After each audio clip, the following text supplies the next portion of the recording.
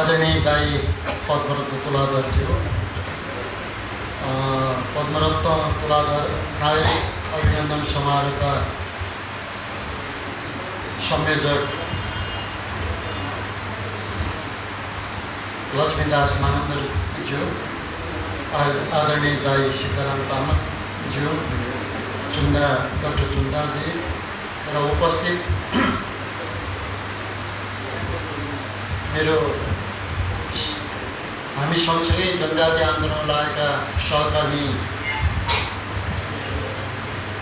सुरेश आर्य मगर, मल्लके सुन्दर लगायतका साथीहरू र उपस्थित सम्पूर्ण आदिवासी आन्दोलनका अभियन्ता साथीहरू, यहाँहरू सबैलाई मेरो तर्फबाट र यो कार्यक्रमको तर्फबाट यहाँहरू सबैमा काफुल्ला जोजोलोपा रक्तैबाट। सबभन्दा पहिला म यो आजको आदिवासी जनजाति राष्ट्रिय आन्दोलनको तर्फबाट जुन कार्यक्रम गर्ने हामीले मौका प्राप्त गऱ्यौँ र पद्मरत्न तुलाधर नागरिक अभिनन्दन समारोह समिति र स्वयं पद्मरत्न तुलाधर दाई पनि त्यसको लागि सहमति हुनुभयो। त्यसका लागि भित्री हृदयबाटै म उहाँहरूलाई धन्यवाद दिन चाहन्छु। र यो कार्यक्रम केही साथीहरू हामी 2 बजीदेखि नै आएका थियौँ र अहिलेसम्म धैर्य धारण गरेर सबै साथीहरू बसिदिनु भएको छ। म सबभन्दा पहिला त यहाँहरूलाई धन्यवाद दिन चाहन्छु। हामी सबैले धैर्यतापूर्वक, गम्भीरतापूर्वक र पद्मरत्न दाइले गर्नुभएको जुन योगदान छ त्यसलाई सम्मानका साथ हामी उपस्थित भएर र सुन्ने काम गरेका छौँ। र केही वक्ताहरू उहाँले गर्नुभएका कामहरूको विषयमा प्रकाश पनि पार्नुभएको छ र म सबै वक्ताज्यूहरूलाई पनि धन्यवाद दिन चाहन्छु। मलाई धेरै कुरा भन्नु छैन, तर उहाँसँग काम गरेको निकै लामो समय भएछ। अघि हाम्रो सुरेशजीले भन्दै हुनुहुन्थ्यो कति 66 वर्षे युवा भनेर। अब स्थिति यसरी फर्केर त झन्डै त्यस्तै देखिँदो रहेछ। मैले पद्मरत्न तुलाधरको नाम सुनेको पहिला त्यति धेरै उमा थिए, के अरे मेरो नजरमा थिएन। वास्तवमा 36 सालदेखि हो र मातृभाषा परिषद बनिसकेपछि चाहिँ निकै नजिक भएर त्योदेखि आजसम्म हामी सँगसँगै यो अभियानमा छौँ। यसरी हेर्दा झन्डै तपाईँको 38-39 वर्ष भएछ भन्दाखेरि यो एउटा तपाईँको चाहिँ जीवनको अध्यायको एउटा लामो खण्ड चाहिँ हामी समाइरहेछौँ भन्ने लागेको छ। त्यसो हुँदा मैले अब 1-2वटा कुरा त भन्नै पर्यो भन्ने जस्तो लागेर पनि मैले यो कुरा राख्न खोजेको हुँ। मलाई उहाँको प्रभाव खास गरिकन तपाईँको यो भाषा आन्दोलन र नेपाल भाषा र नेपाल सम्बन्धको आन्दोलनको प्रभावमा म परेको हो। म पहिला पनि लेख्थेँ, मेरो सुरुमा कति साथीले पढ्नु भएको छैन। म पहिला धारावाहिक रूपमा के अरे तपाईँको स्तम्भ लेख्थेँ प्रकाशको नामबाट। अधिकांश मेरो प्रकाशको नामबाट धेरैवटा पेपरमा धारावाहिक रूपमा त्यो बेला मैले चाहिँ स्तम्भ लेख्थेँ र कविता पनि लेख्थेँ। तर यो जनजाति आन्दोलनलाई यो तपाईँको मार्क्सवादी दृष्टिकोणले हेर्ने कुरा चाहिँ उहाँको भाषण पछाडि मैले वास्तवमा यसलाई सिरियसली लेख्नुपर्छ भनेर सुरु गरेको हो। र मेरो यो सम्बन्धी पहिलो लेख चाहिँ उहाँले के अरे तपाईँको त्यस बेला 36 सालमा तामाङहरूको राष्ट्रिय सम्मेलन, तपाईँको नेवार समुदायको भाषा आन्दोलन अनि यो जनमङ्गल तपाईँको चाहिँ सम्मेलन भनेर त्यो बेलामा खङ्गेन्द्र जनगुरु उहाँले सुरु गर्नुभएको थियो। यो तिनटाको प्रतिक्रियामा त्यो बेलाको सरकारको नेतृत्व चाहिँ सूर्यबहादुर थापाले गर्नुहुन्थ्यो। सूर्यबहादुर थापाले बडा तपाईँको त्यो यो तीनवटाले उठाएको आन्दोलनको प्रतिक्रिया स्वरूप कटाक्ष गर्नुभएको थियो। बडो साम्प्रदायिकहरू अगाडि बढ्ने चाहिँ होइन जमर्को गरेका छन्, यिनीहरूलाई सहने छैन भन्ने भाषामा चाहिँ उहाँले प्रतिक्रिया दिनुभएको थियो। केही कुरालाई कोट गरेर मैले त्यो बेलामा जनजातीय आन्दोलनबारे भनेर एउटा चाहिँ लेख त्यो बेला लेखेको छु। त्यसपछि मैले धारावाहिक लेख्न सुरु गरेको छु र मलाई के लागिरहेको छ भने अहिले पनि त्यो मेरो लेख मैले जुन लेखेँ यो भाषा आन्दोलनको र खास गरिकन पद्मरत्न दाइको जुन तपाईँको आन्दोलन उहाँ अगाडि देख्नुभयो त्यसबाट म प्रभावित भएर मैले त्यसलाई मार्क्सवादी दृष्टिकोणबाट यसलाई हेर्नु कसरी हेरिन्छ भनेर एउटा दृष्टिकोण दिने प्रयत्न मैले त्यसमा गरेँ। त्यसो भएको भने मेरो पहिलो उहाँसँगको सन्दर्भ यो हो। मेरो दोस्रो चाहिँ म त्यो बेला काठमाडौँ होइन भोजपुर बस्थेँ, म भोजपुर क्याम्पस पढाउँथेँ। त्यसो भएको हुनाले काठमाडौँमा मेरो सोझो उहाँसँग सम्पर्क हुँदा पनि यहाँ चाहिँ मल्लजी हुनुहुन्छ, यहाँ मल्लकी सुन्दर उहाँहरू अनि सीताराम दाई उहाँहरूको बिचमा जुन चाहिँ गतिविधि हुन्थ्यो म दाईबाट त्यसबाट चाहिँ म त्यस सुसूचित हुन्थेँ र त्यसले मलाई उहाँहरूसँग गतिविधिसँग म एकदम नजिक भएर बस्थेँ। त्यसो भएको हुनाले मैले उहाँहरूको गतिविधिलाई नजिकबाट अध्ययन गर्ने, मनन गर्ने, विचार गर्ने, चिन्तन गर्ने गर्थेँ र त्यो कुरालाई मैले धेरैवटा लेखहरूमा लेख्ने पनि गर्थेँ। र 36 सालमा चाहिँ तपाईँको जन्म सङ्ग्रह घोषणा हुँदा बहुदलपट्टि लाग्यो। पञ्चायतले सुधारिएको पञ्चायतले जितेपछि तपाईँको मलाई भोजपुरमा बस्नै दिएन। राजद्रोहको मुद्दा लगाएर त्यहाँबाट चाहिँ पगेर विराटनगर चाहिँ हिँडाएर गयो, 5 दिनमा पुग्यो। त्यहाँ वरिपरि पुलिसले हेरेको छ, 9 जना पुलिस वरिपरि आगो बिचमा जानुपर्छ खोलाको बाटैबाट। तपाईँहरू कोही भोजपुर पुग्नु भएको छ, हिँड्नु भएको छ भने यहाँले देख्नुहुन्छ भोजपुरबाट तपाईँको 1 घन्टा 1.5 घन्टा धरेपछि त्यहाँनिर खोला सुरु हुन्छ। खोला नकाटुन्जेल के अरे खोला काटिएपछि ठ्याक्कै तपाईँको घरान चाहिँ आउँछ, नभए बाँकी सबै खोला हो। अरू खोलाको तिरै थियो। अनि त्यो बेला डर चाहिँ के हुन्थ्यो भने भरे के अगाडि छिन्ताङमा घटना भएको यो मोराहरूले त के गर्ने हो भन्ने पनि लाग्ने। अनि तपाईँको चाहिँ पहिला त्यो झापा आन्दोलनमा लागेका साथीहरूलाई पनि मारेको हुनाले त्यो बेला एउटा त्यो डर चाहिँ हुन्थ्यो। तर पनि एउटा विश्वास के थियो भने आम मुलुकमा रूपान्तर सिङ्गो मुलुकको परिवर्तनको लागि हिँडेको छ। त्यसो भएछ भने मरिएछ भने मरियो, तर आफ्नो मुद्दा छोड्ने छैन भन्ने विश्वास चाहिँ लिएर तपाईँको चाहिँ ओहोरदोहोर गरिन्थ्यो क्या। त्यसो भएको हुनाले मलाई त्यो भोजपुरमा जब यो राजकाज अपराध ऐन अन्तर्गत पौडेपछि मैले भोजपुर जान नपाउने भएँ। अनि म काठमाडौँ बस्ने भएपछि त्यसपछि चाहिँ मेरो उहाँहरूसँग निरन्तर रूपमा सम्पर्क भयो र यही क्रममा चाहिँ तामाङ घेजुङको गठन गरियो। म नेपाल तामाङ घेजुङको तर्फबाट, उहाँ नेपाल भाषा मङ्क खलको तर्फबाट, हाम्रो चाहिँ सुरेशजी लाङ्गाली परिवारको सङ्घको तर्फबाट हामी जनजाति महासभामा भेला भयौँ 47 सालमा। त्यसपछि हाम्रो यात्रा निरन्तर छ, हामी एक दिन पनि छुटेको छैनौँ, आन्दोलनबाट विमुख पनि भएको छैन। र अहिले मलाई के लाग्छ भन्दाखेरि यो आन्दोलनमा धेरै मान्छे आएर गए, तर पद्मरत्न दाई हामी केही व्यक्तिहरू निरन्तर रूपमा छौँ। सायद अब यो के भन्छ, अघि हाम्रो बैरागी दाइले भन्दै हुनुहुन्थ्यो हामी त यो के भन्छ एलिन जस्तो क्या भएछौँ अरे भने मतलब अब यो पुरानो पुस्ताको तपाईँको चाहिँ नेता कार्यकर्ताहरूको भिड चाहिँ अब कम हुँदै गयो, नयाँ साथीहरू आए। अब नयाँ साथीहरू नचिन्ने खालको वातावरण पनि बन्न लागेको स्थिति छ। तर हाम्रो उपस्थिति अहिले पनि हटेको छैन र हामी त्यही रूपमा जति अरू साथीहरू यो नयाँ पुस्ताका साथीहरूले जोस जाँगर दिएको छ त्यति नै जोस जाँगरका साथ हामी अहिले पनि अगाडि बढेको छौँ। र मलाई एउटै कुरा अब यहाँ जे कुरा अभिव्यक्त भएको छ त्यसमा एउटा कुरा मात्रै मैले थप्न चाहेको छु। त्यो के हो भन्दाखेरि धेरै साथीहरूले हामी संविधान बन्यो, आन्दोलन भयो, धेरै नेताहरूले धेरै खालका चाहिँ तपाईँको चाहिँ के अरे प्रतिज्ञा गरेको थियो, तर अहिले हामी हार्यौँ भन्ने चाहिँ साथीहरूले राख्नुभएको छ। तर मेरो विश्वास र मेरो आफ्नो धारणा चाहिँ के हो भने हामीले जस्तो माग गरेको थियो ठ्याक्कै त्यस्तो नपाएको मात्रै हो हामी हारेको चाहिँ होइनौँ भन्छौँ।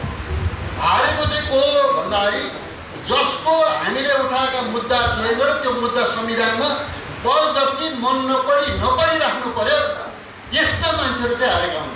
त्यस्तो दल चाहिँ हारेको हो, हामीले चाहिँ जितेको हो भन्ने मलाई लाग्छ। जस्तो धर्मनिरपेक्षता नमान्ने दल थिए तिनीहरूले धर्मनिरपेक्षताको मुद्दा उनीहरूको थिएन नि, त्यो मुद्दा त हाम्रो मुद्दा थियो। संविधानमा उनीहरूले कर बल लाज हिम जेसुकै भए पनि राख्नु पर्यो नि त भन्दा तिनीहरू हार्यो, हामीले त जितेको भन्छौँ। त्यस्तै गरेर संहिता उनीहरूले चाहेको थिएन, संघीयता उनीहरूको एजेन्डै थिएन। स्वशासन अलग कुरा भयो, स्वायत्त अलग कुरा भयो, पहिचान अझ परेको कुरा भयो। उनीहरू त संघीयता पनि चाहँदैन थिए, तर उनीहरूले नचाहँदै पनि त संघीयता त ल्याउनु पर्यो नि त। भनेपछि जित कसको? जित त हाम्रो। त्यसकारण मेरो चाहिँ विश्वास के हो भन्दाखेरि हामी हारेको होइन, हारेकोलाई चाहिँ जितेको अभिनय गर्यो। हामी जसले जित्यौँ चाहिँ अहिले हारेको जस्तो भएर झोक्रायौँ, यो झोक्राउनु कुनै अर्थ छैन, कारण पनि छैन। हामीले हारेको के मात्रै हो भन्दाखेरि चाहिँ पहिचान सहितको आत्मनिर्भरको अधिकार सहितको स्वायत्त प्रदेश मात्रै नपाएको, हामीले नाम मात्रै नपाएको, तर उनीहरू हामीले उठाएका मुद्दामा हिँड्न आइपुगेको छ। त्यसकारण आदि जितेको हो, आदि हार्नु के अरे तपाईँको जित्त मागिरहेको आदि मात्रै हो। त्यसो भएर हाम्रो यो जनजाति आन्दोलनको तपाईँको बुझाइ अलिकति भिन्न ढङ्गले लैजानुपर्छ भन्ने मलाई लागेको छ। हो अहिले तपाईँको चाहिँ नेकपाको चाहिँ होइन बहुमतको सरकार छ, तर अब भाषामा चाहिँ तपाईँको भाषा के अरे शिक्षा ऐन ल्याउँदाखेरि चाहिँ हामीले भनेको अनुसार ल्याएन हो। यस्तो कुरा हुन्छ। यो चाहिँ तपाईँको आन्दोलनमा कोही बेला अगाडि पुगिन्छ, कोही बेला पछाडि हटिन्छ, तर यसको अर्थ के हो त भन्दाखेरि हामीले आन्दोलन त छोडेका छैनौँ। उनीहरूले त्यसै गर्छ भने हामीलाई थाहा छ नि त, पहिला पनि थाहा थियो। हामीले आत्मनिर्णयको अधिकार सहित अग्राधिकार सहितको स्वायत्त प्रदेश माग गरेको थियौँ, उनीहरूले अग्राधिकार पनि दिएन, स्वायत्त प्रदेश पहिचान सहितको स्वायत्त प्रदेश पनि दिएन, तर संहिता दियो, प्रदेश त ल्यायो। अब हाम्रो बाँकी मुद्दा के अरे प्रदेश आएको छ, फेरि लडाइँ गरेर फेरि अब पहिचान ल्याउनुपर्छ, अग्राधिकार प्राप्त गर्नुपर्छ, आत्मनिर्भरको अधिकार सहितको संहिता बनाउनुपर्छ। त्यसको लागि नयाँ तपाईँको चाहिँ बिन्दुबाट अब हाम्रो आन्दोलन अगाडि बढ्नुपर्छ। त्यसो भएको हुनाले हामी पुरानो जहाँ हामीले चाहिँ 40 सालमा सबै भेला भएर आन्दोलन सुरु गरेको थियौँ त्यो बेलामा अहिले छैन। अहिले हामी नयाँ ठाउँमा आइपुग्यौँ। यो के हो त भन्दा धर्मनिरपेक्षता भएको, संघीयता भएको, समावेशी होइन लोकतन्त्र भएको, समानुपातिक प्रतिनिधित्व भएको ठाउँमा आइपुगेको छौँ। तर हामीले भने जस्तो भएको छ। त्यसकारण त्यो बिन्दुबाट हाम्रो आन्दोलन अगाडि बढाउँछ। यसो गरियो भने अब हामीलाई धेरै हिँड्नु पर्दैन। हामीले धेरै यात्रा गऱ्यौँ, हामीले उपलब्धि पनि गऱ्यौँ। त्यसो हुँदा मलाई के लागिरहेको छ भने पद्मरत्न दाइ यहीँ हुनुहुन्छ, सीताराम दाइ यहीँ हुनुहुन्छ, मल्लजी यहीँ नै हुनुहुन्छ, सुरेश दिगा ओमजी पनि यहीँ हुनुहुन्छ। हामीले जे आन्दोलन थालेको थियो आदि उति प्राप्त गरेको छ। जस्तो भनौँ न नेपाल भाषा तपाईँको राष्ट्रिय भाषा हुनुपर्छ भने मान्यता थियो, मान्यता त भयो त। तपाईँको शङ्खधर धाखुवालाई चाहिँ के अरे विभूति बनाउने थियो, मान्यता त थियो। नेपाल सम्बद्ध राष्ट्रिय सम्बन्ध घोषणा गर्ने भन्थ्यो, घोषणा गर्यो हो, व्यवहारमा ल्याएको छैन। त्यस कारण व्यवहारमा ल्याउनको लागि नयाँ लडाइँ लड्नु पर्यो। अब हामीले पुरानो लडाइँ होइन, मान्यता प्राप्त गऱ्यौँ, मान्यता प्राप्त गरेपछि कार्यान्वयन गर भन्ने नयाँ लडाइँ सुरु भएको छ। त्यसकारण हामी सबैले नयाँ ढङ्गले अब आन्दोलन अगाडि बढाउने बेला भएको छ भन्ने मलाई लागेको छ। र मेरो अन्तिम कुरा चाहिँ के हो भन्दाखेरि उनीहरू अहिले जसले तपाईँको चाहिँ हामीमाथि शासन गरेको छ, दिएको अधिकार पनि खोज्ने तपाईँको प्रयत्न गरेको छ, उनीहरू हामीभन्दा बलियो भएर होइन, हामीभन्दा ठुलो सङ्ख्याको समुदाय भएर पनि होइन। हेर्नुहोस्, हामी कमजोर भएको कारणले, हामी मिल्न नसकेको कारणले, हामीमा फुट आएको कारणले, हामीलाई तपाईँको अरूले चलाएको कारणले हामी पछाडि परेको, हामी चाहिँ हारेको हो। तर उनीहरू बलियो भएर होइन। त्यसकारण हाम्रो कमजोरी हामीले के लाएर हामी एक हुन सक्यौँ भने फेरि जित्छौँ। हेर्नुहोस्, जित्न सकिन्छ। हिजो पनि जितेको, आज पनि जित्न सकिन्छ। र भोलि पनि जितिन्छ र इतिहासमा तपाईँको सङ्घर्ष हारेको कहिले पनि छैन। कुनै पनि समयमा हेर्नुहोस्, कुनै पनि नेपालको सिङ्गो इतिहासलाई हामीले हेऱ्यौँ भने सङ्घर्ष कहिले हारेकै छैन, आन्दोलन हारेकै छैन, कुनै न कुनै रूपमा जितेको छ। त्यस कारण हामीले पनि कुनै न कुनै रूपमा आजसम्म उपलब्धि प्राप्त गरेको छौँ।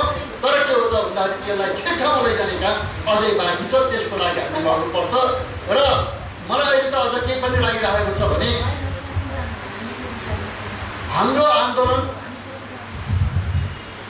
यो 5 वर्षभित्रमा नेपालमा अर्को एउटा परिवर्तनको लागि आन्दोलन हुनेवाला छ भन्ने मैले देखेको छु। म पार्टीको त्यही पार्टीमा छु, तर मैले के झलक देखिरहेको छु भन्दा मलाई मेरो तपाईँको चाहिँ सूक्ष्म यो देशको सबै कुराको एनालिसिस हेरेर मैले के देखिरहेको छु भने यदि अहिलेको सरकारले सत्तासीन पार्टीहरूले नेपालमा रहेका मुद्दाहरूलाई खास गरिकन आदिवासी जनजाति र मधेसी मुद्दालाई ठिक ढङ्गले सम्बोधन गर्न सकेन भने यो 5 वर्षभित्र फेरि अर्को आन्दोलन हुने सम्भावना छ, एकदम बढेर जानेछ। किन भन्दाखेरि समृद्धिको कुरा जबसम्म राजनीतिक मुद्दाहरू समाधान हुँदैन, जबसम्म जनताको असन्तुष्टिलाई सम्बोधन गर्न सकिन्न, कहिले पनि कुनै पनि देशमा कुनै ठाउँमा पनि समृद्धि प्राप्त भएकै छैन। कि डिक्टेटरहरू जन्मिनु पऱ्यो, हिटलर जस्तो जन्मिनु पऱ्यो होइन, नेपालमा कि हिटलरै जन्मिनु पऱ्यो, त्यस्तो बाटो त्यो बन्छ कि बन्दैन मलाई त्यो थाहा छैन।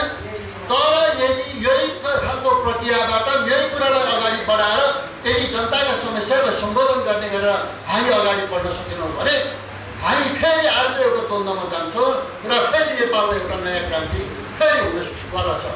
त्यो क्रान्ति सायद कम्युनिस्टले भने जस्तो समाजवादी क्रान्ति हुनसक्छ, अथवा होइन जनजाति आन्दोलनले भने जस्तो तपाईँको चाहिँ पहिचानको क्रान्ति हुनसक्छ, तर सम्भावना बढेर गएको छ। र मैले अहिले पनि बारम्बार पार्टीभित्र र मैले आफूले लेख्दा पनि के लेखेको छु भने मैले पार्टीभित्र पनि के भनेको छु भने धेरै नेतालाई भेट्दा भनेको छु भने अहिले आदिवासी जनजातिहरू चुप लाग्नुको अर्थ या सुस्त हुनुको अर्थ, आन्दोलन नहुनुको अर्थ सबै कुरामा चित्त बुझाएर बसेको भन्ने अर्थमा नबुझ्नुहोस्। त्यसरी बुझ्नु गलत हुन्छ। अहिलेको कुरा के भने भर्खर राजनीतिक परिवर्तन आएको छ, त्यो परिवर्तनलाई संस्थागत हुन दिनको लागि आदिवासी जनजातिहरूले पनि सरकार हेरेर, ठुला दलको मुख हेरेर, नेताको मुख हेरेर, समयलाई हेरेर अहिले चाहिँ बसिरहेको अवस्था हो। त्यस कारण यो एउटा पर्खाइ मात्रै हो, तर यो नबोल्नुको अर्थ सहमति दिएर तपाईँहरूलाई जे पनि गर्नुको लागि छुट दिएको अर्थ होइन यो। त्यस कारण यसरी बुझियो भने गलत हुन्छ भन्ने कुरा मैले पनि भनेको छु र मलाई लाग्छ सही कुरा पनि त्यही हो। र अन्त्यमा म फेरि अरू कुरा नजोडौँ, म अन्त्यमा पदव्रत दाई हामी सबैको उहाँ चाहिँ साझा नेता, सर्वमान्य नेताकै रूपमा रहनुभएको छ। मैले भन्ने पनि गरेको छु, यहाँलाई थाहा होला 69 सालमा पहिलो संविधान सभाको अन्तिम हुँदा हामी आदिवासी जनजातिले तपाईँको नेपालमा साँच्चै भन्ने हो भने हाम्रो आदेश बिना पाठ पनि नलिने खालको आन्दोलन गर्यो। हाम्रो आन्दोलनको विरुद्धमा कोही उठ्न सक्ने अवस्था थिएन। हामीले त्यति ठुलो आन्दोलन गऱ्यौँ र हामी बाटोमा जाँदा यहीँ हामीसँग सुरेशजी त्यो बेला के अरे अध्यक्ष हुनुभएको थियो, म चाहिँ सचिवालय संयोजक थिएँ।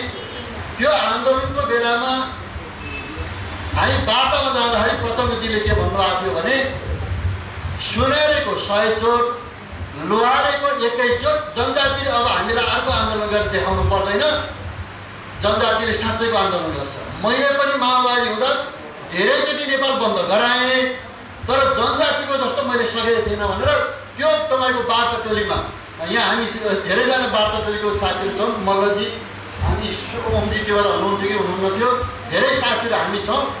त्यो बेलामा वार्तामा तपाईँको झलनाथ खनाल, केपी शर्मा ओली, के सुशील कोइराला होइन लगायतका शेरबहादुर देउवा लगायतका सबै नेताहरू थिए। सबै नेताको अगाडि कमरेड प्रचण्डको भनाइ यही थियो भन्दाखेरि हामी आन्दोलन गर्न सक्दैनौँ भन्ने होइन क्या, हामीले आन्दोलन गरेर देखाएको छौँ, हामी त्यो सक्छौँ। र त्यो तार चाहिँ अब हामीसँग छ त्यो तागतलाई खालि फेरि पनि हामीले त्यसलाई चाहिँ हामीले अब फेरि पनि तपाईँको चाहिँ उठाउने हो, त्यो मात्रै हो। त्यसो हुँदा पद्मव्रत दाइ यहाँ हुनुहुन्छ, त्यो आन्दोलन पछाडि जनजातिमा संविधान बनेन, संविधान सभा भङ्ग भयो र एक खालको क्राइसिस आउँदा हामी सबैजना त्यसमा चाहिँ काङ्ग्रेसको साथीहरू, एमालेको, पूर्व माओवादी, पूर्व एमाले होइन, अब मधेसवादी दलहरू सबैजनाको हामी मिलेर हामीले त्यो बेलामा पद्मव्रत दाइलाई अब नयाँ ढङ्गले आन्दोलन उठाउनुपर्छ, हामी सबैको नेतृत्व तपाईँ लिनुपर्छ भनेर हामी सबैजना आएका। त्यसका नेपालको आदिवासी आन्दोलनको सर्वमान्य नेता, अहिलेसम्मको सर्वमान्य नेता कोही हो भने पद्मव्रत दाइ नै हो। त्यसो भएको हुनाले मेरो दाइसँग अहिले पहिलो कुरो त म शुभकामना दिन चाहन्छु। तपाईँ 77 वर्ष पुगेर 78 वर्ष लाग्नुभयो, त्यसमा बधाई दिन चाहन्छु। र तपाईँले आजीवन यो तपाईँको उत्पीडित आदिवासी जनजातिप्रति जुन खालको तपाईँ आन्दोलित भएर लाग्नुभएको छ र त्यसले हामी सबैलाई प्रेरणा दिएको छ र यो कुरालाई अझ अगाडि बढाउने कुरामा तपाईँको भूमिका अझै यो देशलाई आवश्यकता छ, आदिवासी जनजातिलाई आवश्यकता छ र तपाईँको देशकालमा सुस्वास्थ्य, दीर्घायु र तपाईँको अटल तपाईँको विश्वास यो कुरामा रहनेछ भन्ने म शुभकामना पनि दिन चाहन्छु।